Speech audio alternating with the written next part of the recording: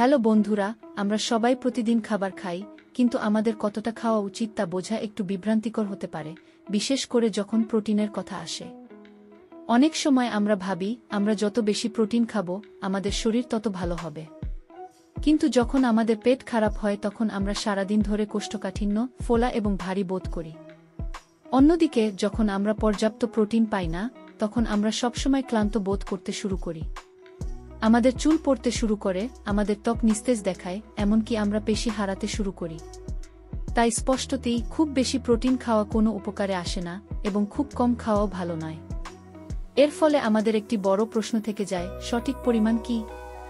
এখানেই মেডউইকির প্রতিদিন আপনার কতটা প্রোটিন প্রয়োজন ক্যালকুলেটরটি আসে। এই ক্যালকুলেটরটি আপনার ওজন, বয়স এবং জীবনযাত্রার উপর ভিত্তি করে আপনার শরীরের প্রতিদিন কত প্রোটিনের প্রয়োজন তা বলে দেয়।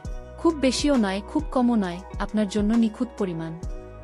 আপনার শরীরের আসলে কতটা প্রোটিনের প্রয়োজন তা জানতে আগ্রহী হলে বর্ণনার লিঙ্কে ক্লিক করুন এবং মেডউইকি ক্যালকুলেটরটি ব্যবহার করে দেখুন। এটি ব্যবহার করা খুবই সহজ। কেবল কয়েকটি মৌলিক বিবরণ লিখুন এবং আপনি আপনার দৈনিক প্রোটিন লক্ষ্যটি তাৎক্ষণিকভাবে পেয়ে যাবেন। সহজ, নির্ভুল এবং সহায়ক। আর যদি এই ভিডিওটি আপনার কাছে সামান্যতম কার্যকর মনে হয়, তাহলে লাইক করতে ভুলবেন না, আপনার বন্ধুবান্ধব এবং পরিবারের সাথে শেয়ার করুন এবং সাবস্ক্রাইব করুন যাতে আপনি এই ধরনের আরও সহজ এবং সহায়ক স্বাস্থ্য টিপস মিস না করেন। পরের বার যখন আপনি ভাবছেন যে আপনি কি খুব কম ডাল খেয়েছেন নাকি খুব বেশি টোফু খেয়েছেন, তখন চিন্তা করবেন না, শুধু মেডউইকির প্রোটিন ক্যালকুলেটর খুলুন এবং সঠিক উত্তরটি পান। আর কোনো বিভ্রান্তি নেই, আর কোনো পেটের সমস্যা নেই।